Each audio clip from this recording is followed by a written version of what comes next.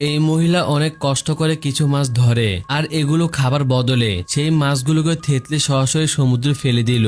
রক্তের গন্ধ চারদিকে ছড়িয়ে যায়। লিসা সমুদ্রের ধারে দাঁড়িয়েছিল। তার হাতে ছিল একটি ধারালো কাঠের টুকরো। কিছুক্ষণের মধ্যে একটি হাঙ্গর সোজা তার পায়ের কাছে চলে আসে। লিসা সুযোগ দেখে সরাসরি হাঙ্গরটিকে আঘাত করে। এখন লিসা বড় খাবার পেয়ে গেল, কিন্তু সে হাঙ্গরটিকে উঁচুতে ঝুলিয়ে দেয় আর নিজে বালির গর্ত বানিয়ে তার ভিতর লুকিয়ে পড়ে। তার চোখ হাঙ্গরটির দিকে স্থির ছিল।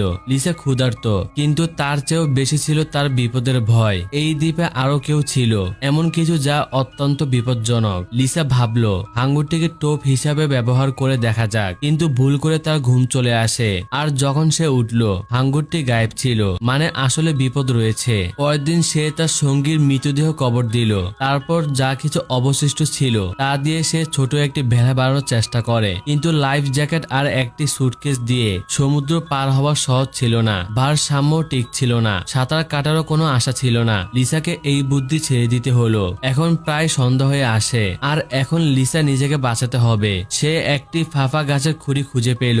সে তার ভিতরে ঢুকে যায়, কিন্তু মাঝরাতে তার চারপাশে অদ্ভুত আওয়াজ হতে লাগে। তারপর হঠাৎ গাছের গুঁড়িটি জোরে জোরে নড়তে শুরু করে। লিসা একেবারে শান্ত রইল। সে জানতো যদি সে সামান্য নড়ে তবে হয়তো সে বাঁচতে পারবে না। সেই রাতে সে এভাবেই নিজেকে ধরে রাখলো, কিন্তু পরের সকালের মধ্যে তার লুকানোর জায়গাটি ভেঙে গিয়েছিল। এখন তার একটি নতুন জায়গা দরকার, সাথে একটি অস্ত্র দরকার ছিল। তখন সে দূরে সমুদ্রে একটি মৃতদেহ ভাসতে দেখলো। সেটি সেই সঙ্গী ছিল যাকে সে কবর দিয়েছে, কিন্তু এবার তার দেহের নিচের অংশ নেই। তার মানে হলো এই কাজের পিছনে সেই হিংস্র প্রাণীটি আছে। লিসা আবার সেই একই পদ্ধতি নিল।